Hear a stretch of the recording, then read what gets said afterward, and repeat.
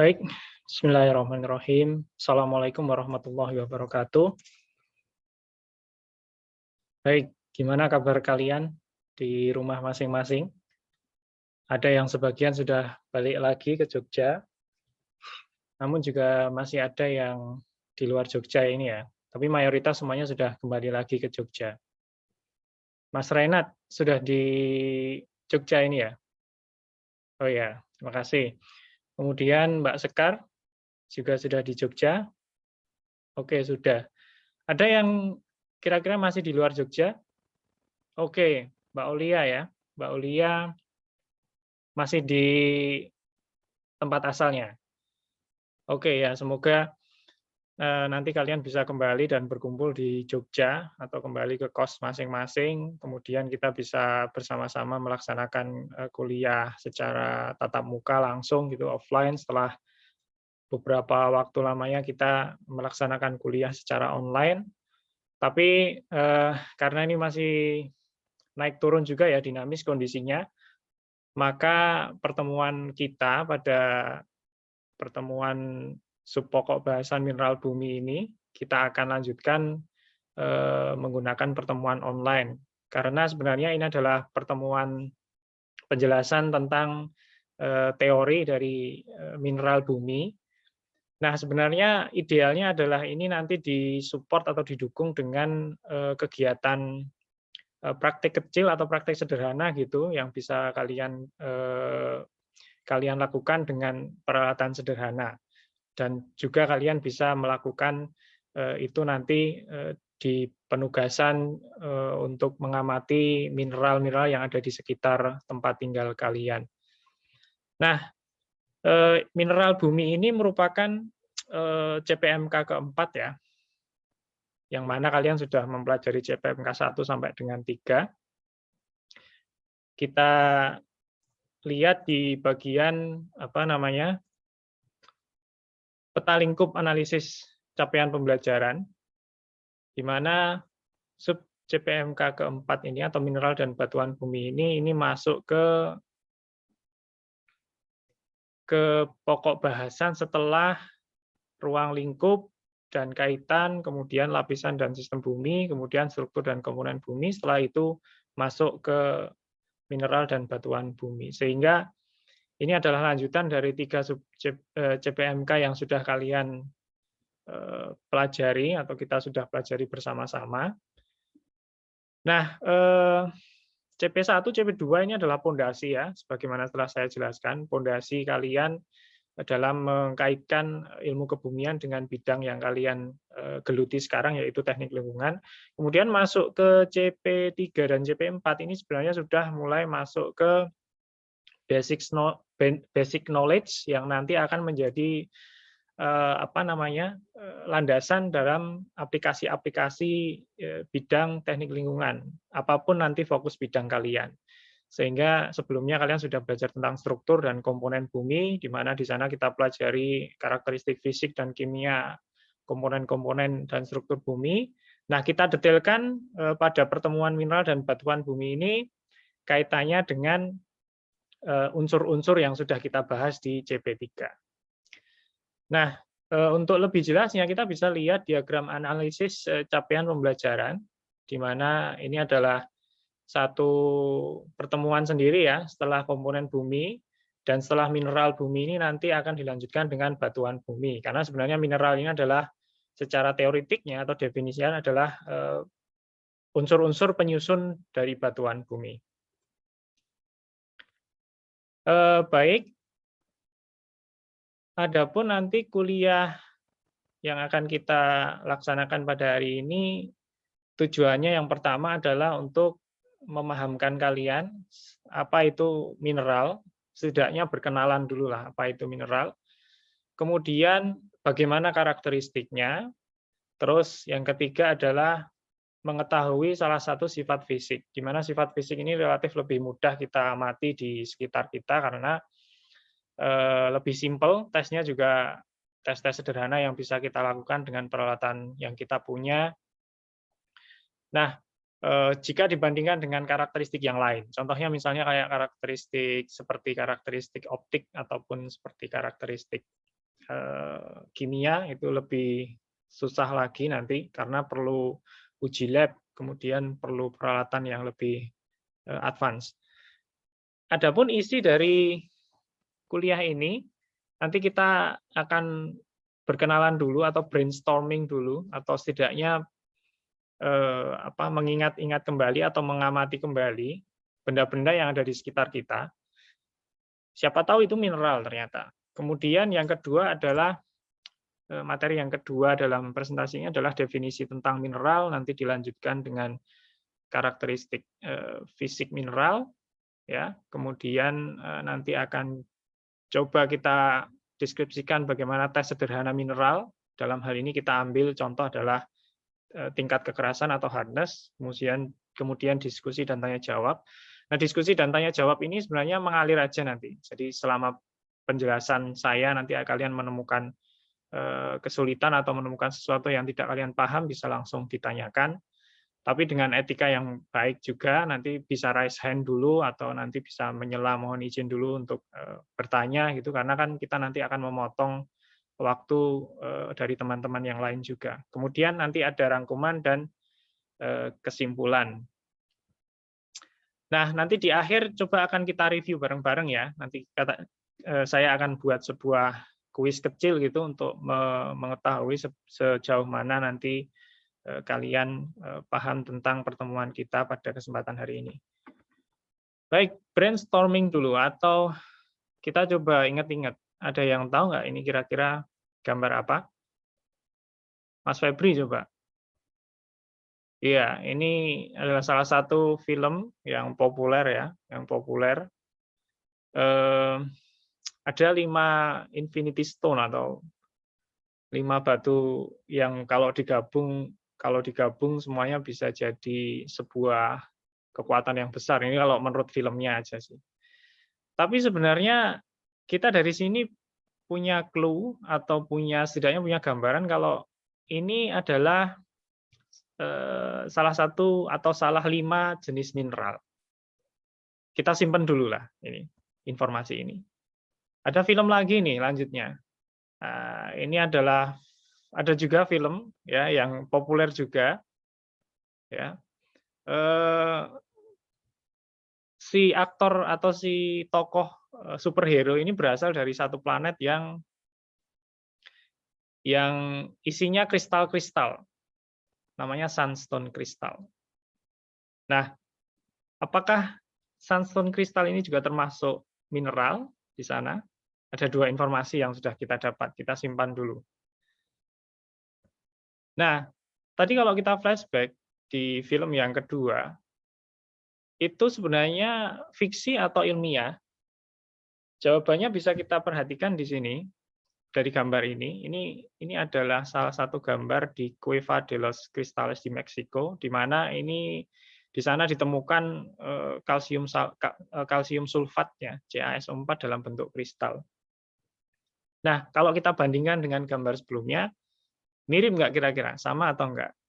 Ya, sama. Strukturnya, optik kristalnya, dan sebagainya itu gambarannya adalah sama. Jadi sebenarnya yang tadi itu, filmnya tadi itu, di dalam dunia nyatanya ada. Siapa yang tidak kenal dengan intan? Bukan intan nama orang ya, intan dalam arti ini artinya intan berlian. Ini adalah salah satu gambar diamond atau intan, yang kalau dipahat bisa jadi sangat mahal, bahkan tidak dipahat pun bisa jadi sangat mahal. Biasanya selain untuk perhiasan juga dipakai untuk mata bor ya. Mata bor itu biasanya dipasangi intan karena sejauh ini intan adalah mineral atau senyawa atau benda gitu yang sangat keras atau yang skala tingkat kekerasannya itu belum ada yang menandingi.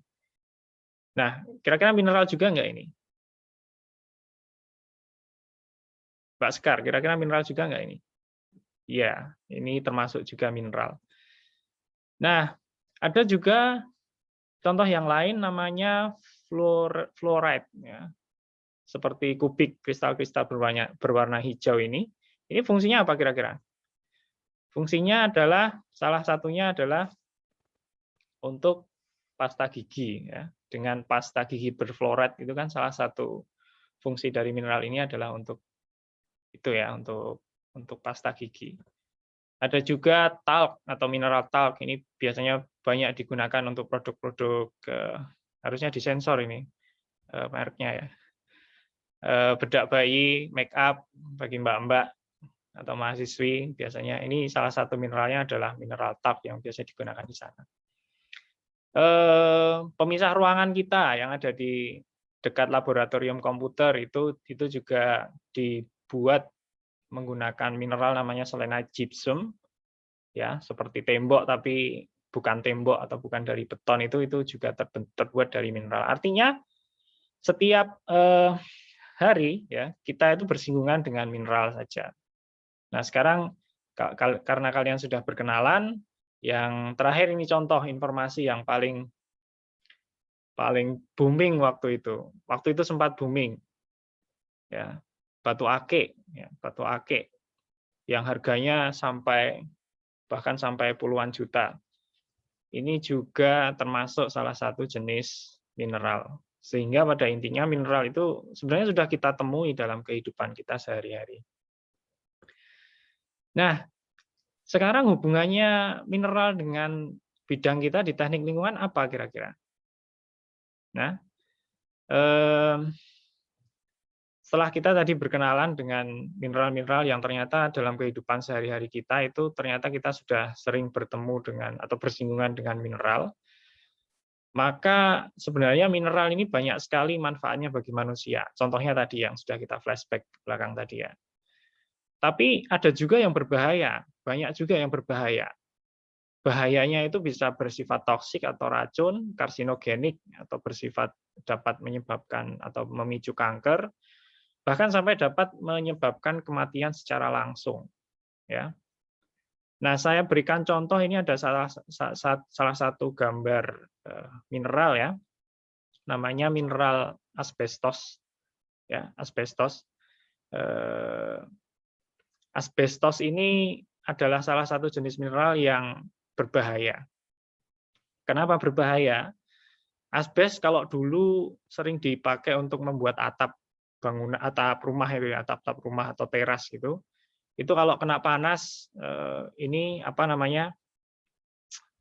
Serat-seratnya ini bisa rontok ya, kena panas memuai serat-seratnya bisa rontok kalau masuk kehirup di sistem pernapasan manusia, mengendap di paru-paru itu sangat berbahaya karena bisa menyebabkan karsinogenik atau menyebabkan kanker.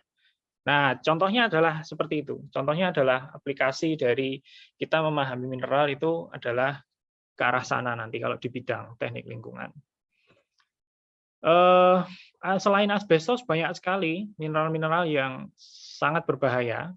Contohnya ada kolarodoid, ini telluride senyawa merkuri yang sangat ini berbahaya juga ini ketika dalam bentuk gas maupun uap air. Ini sangat beracun ya dan membahayakan. Ada kalkantit juga, ini sangat berbahaya apabila dalam jumlah yang berlebihan, terutama dalam lingkungan air ya, bisa membuat air terkontaminasi atau terpolusi. Kemudian ada hutchinsonite, ini bisa menyebabkan kebotakan, bisa menyebabkan penyakit yang serius di kulit, kemudian juga bisa berakibat fatal ketika tersentuh langsung atau kontak langsung. Kemudian ada juga galena, ini yang berisiko tinggi menyebabkan keracunan dengan debunya atau debu galena yang bisa sangat mematikan. Torbenit juga ini mirip-mirip sama jamrud, emerald, tapi sebenarnya ini adalah gabungan dari uranium, fosfor, dan tembaga yang sifatnya sangat berbahaya, bahkan bisa menimbulkan kanker. Stibnite ini banyak sekali menewaskan manusia ya dari historiknya.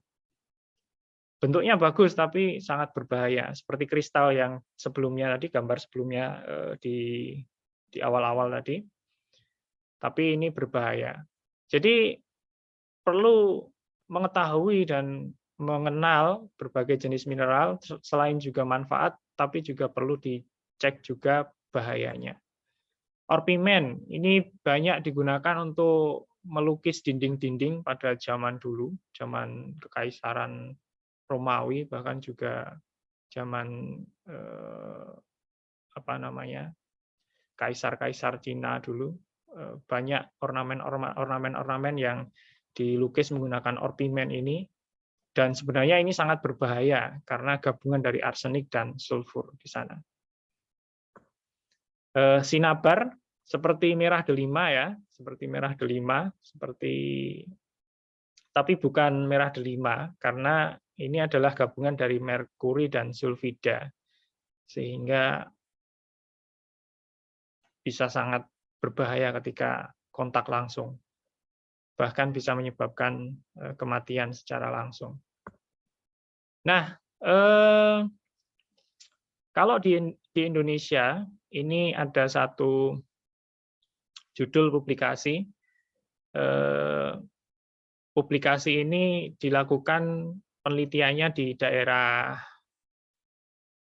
Gunung Api Ijen ya, di Kawah Ijen di Jawa Timur sana, di mana ada satu jenis mineral yang ternyata sudah menyebabkan area di sana menjadi satu daerah endemik fluorosis ya, yaitu kerusakan gigi dan nanti bisa berlanjut ke kerusakan tulang sebenarnya karena kelebihan mineral yang namanya fluoride. Ini nanti bisa kalian akses atau kita bisa akses nanti di apa namanya, di materi yang akan kita unggah nanti. Kemudian sebenarnya ya dari apa namanya, dari informasi yang diperoleh dari artikel tersebut, ini kita bisa melihat bahwa sebaran dari lokasi pencemaran ya, lokasi pencemaran sebenarnya berasosiasi dengan ini acid river ini atau sungai asam ini, karena sungai asam ini berasal dari Kawah Ijen yang sebenarnya airnya sangat asam dan sangat toksik, mengandung berbagai banyak jenis mineral terlarut yang melebihi ambang batas sebenarnya di sana. Nah, ini adalah salah satu contoh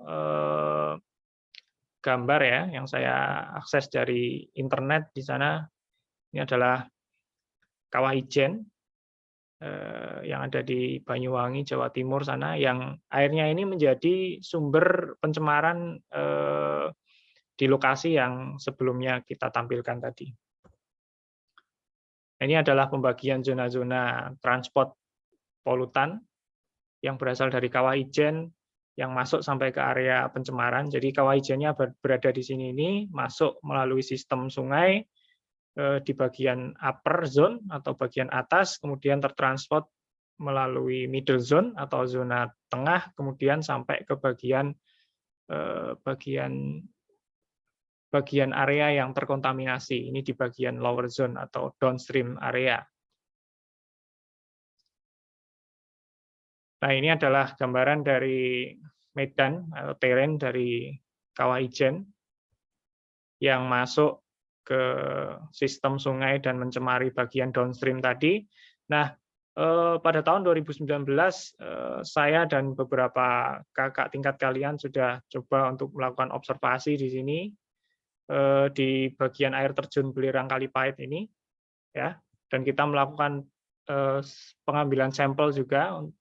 Kemudian kita melakukan pengukuran secara kualitatif di lapangan dan menunjukkan kalau pH-nya memang sangat rendah sekali, bahkan sampai mendekati 1 ini. Ini di bagian air terjun yang tadi. Nah, dari sini makin jelas ya, kira-kira mineral itu bahayanya seperti apa, selain juga banyak manfaatnya. Ini adalah contoh-contoh gambar dari lokasi observasi kita dulu. Nah, penduduk yang tercemar tadi itu sayangnya mereka harus membeli air dari tempat lain untuk memenuhi kebutuhan mereka. Sehingga ini menjadi salah satu masalah lingkungan yang perlu pendekatan teknik lingkungan dalam penyelesaiannya. Nah, ini sampai tempat masak mereka juga terdapat kerak-kerak yang berasal dari air yang digunakan. Ini pipa-pipa dari keran. Nah, sehingga apa itu mineral? Mineral secara definitif itu yang pertama adalah benda yang berbentuk bahan atau zat atau material bumi yang berbentuk padat, ya, solid, kemudian terbentuk secara alami, naturally occurring, bersifat inorganik, kemudian memiliki struktur kimia tertentu, dan yang terakhir adalah mempunyai susunan atom atau struktur atom tertentu. Nah, ini contoh yang ada di Kawah Ijen belerang. Ini kira-kira termasuk mineral atau bukan? Kira-kira. Ya, ini termasuk mineral atau bukan kira-kira? Bagaimana dengan penjelasan berikutnya? Jadi sebelum kalian jawab, kalian bisa perhatikan di sini. Mineral, warna dominannya kuning, baunya menyengat. Terus kalau kita perhatikan dari karakteristik sebelumnya tadi, maka belerang yang termasuk mineral itu bisa warnanya kuning dan berbau menyengat itu karena dipengaruhi oleh internal arrangement of atomnya atau struktur susunan atomnya. Bagaimana dengan silika yang mengkilat, intan yang paling keras, itu sebenarnya semuanya dipengaruhi oleh struktur atom. Ini adalah salah satu contoh dari struktur atom 4 lengan, di mana yang ini adalah grafit, yang ini adalah intan. Kalian bisa bandingkan, struktur atomnya lebih kokoh yang intan daripada yang grafit. Itu sehingga kenapa grafit itu karbon, sama-sama karbon, tapi yang ada di pensil itu. Jadi grafit atau karbon yang ada di pensil itu lebih mudah rapuh jika dibandingkan dengan intan tadi yang relatif lebih kokoh.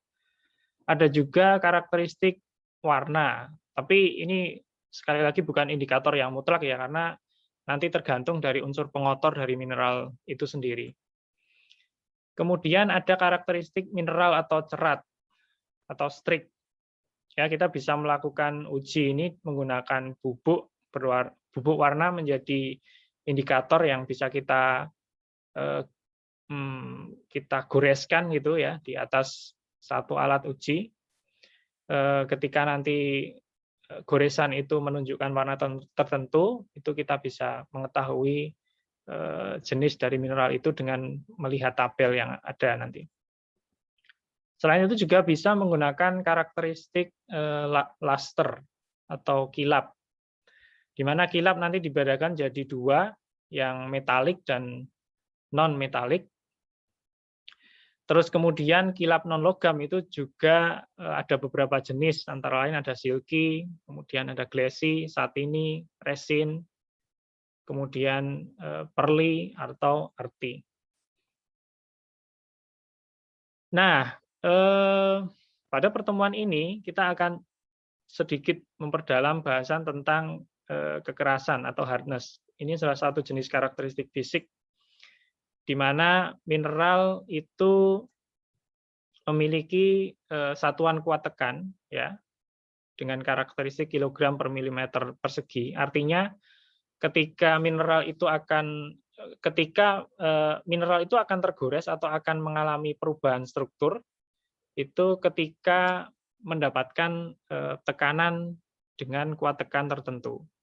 Nah, ada beberapa skala yang digunakan dalam tingkat kekerasan ini menurut skala Mohs ya, dari 1 sampai 10, di mana yang paling soft atau paling lunak itu ada talc di sana dengan level 1, dan yang paling tinggi adalah diamond dengan level 10.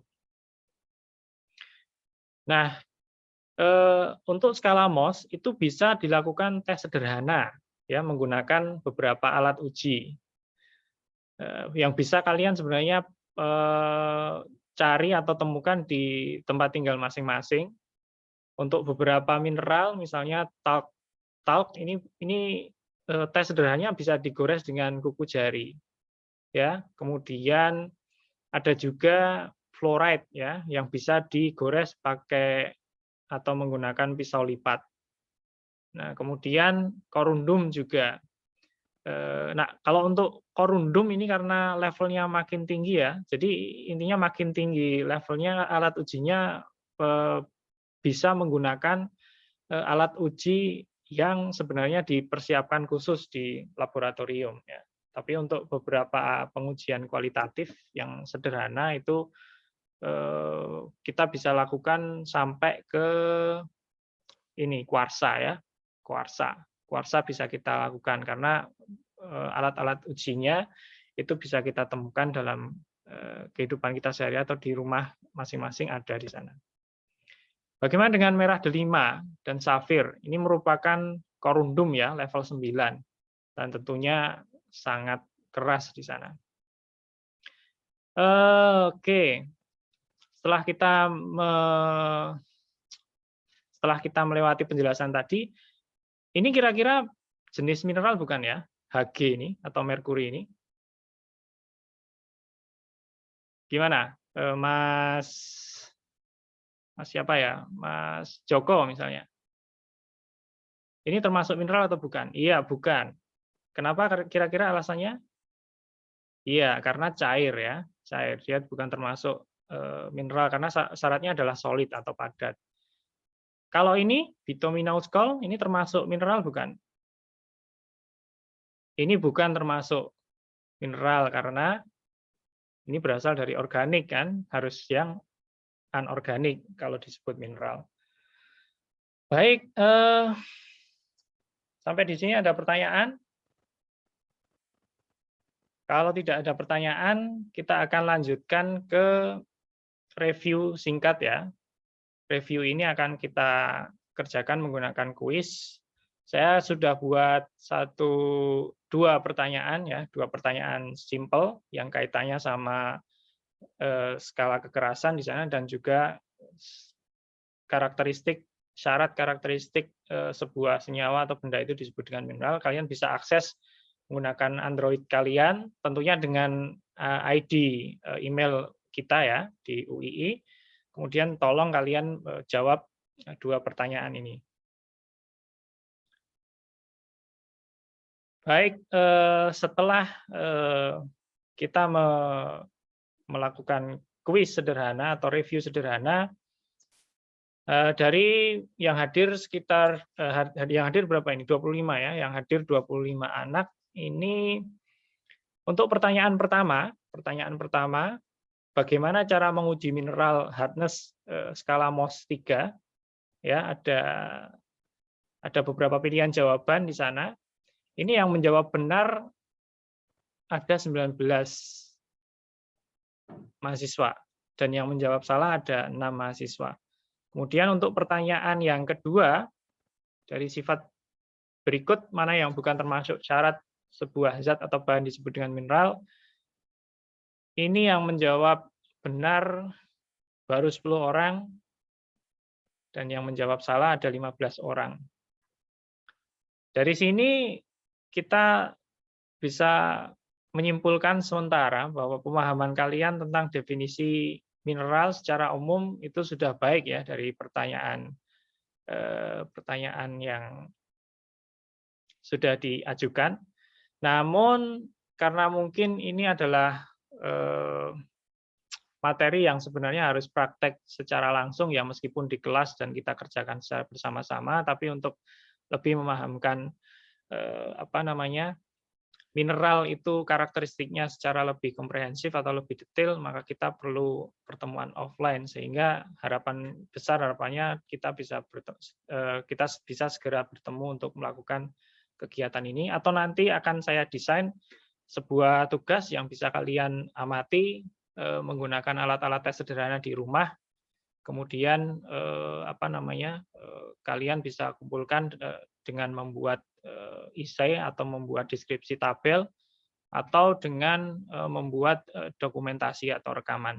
dari tugas yang akan saya berikan nanti. Baik, mineral, manfaat, dan bahaya ya, sudah kita bahas di sana, yang mana intinya selain mineral itu bermanfaat, mineral itu juga berbahaya, dan ini menjadi salah satu kajian bidang teknik lingkungan. Adapun karakteristik fisik, ya definisinya sudah sama-sama kita pahami, dan yang paling penting adalah ini perlu pendalaman dengan praktek langsung, ya. Kemudian untuk mineral uji kekerasan dan mineral tes nanti akan kita tindak lanjuti dengan tugas ataupun nanti kalau ada kesempatan untuk kuliah tatap muka secara langsung. Baik, terima kasih untuk pertemuan hari ini. Terima kasih untuk atensinya. Kalian sudah bersedia untuk menghadiri kuliah online ini. Kurang lebihnya saya mohon maaf, saya ucapkan banyak terima kasih.